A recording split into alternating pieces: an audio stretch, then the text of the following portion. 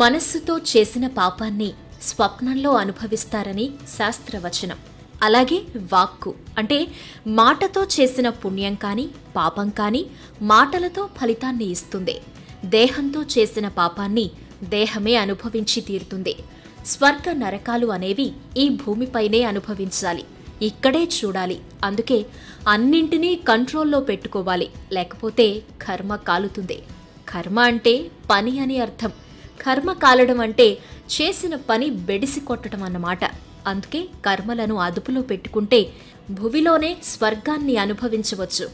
ఆధ్యాత్మికమే కాదు, వ్యక్తిత్వ వికాసంలోనూ ఇదే సూత్రం అందరికీ వర్తిస్తుంది.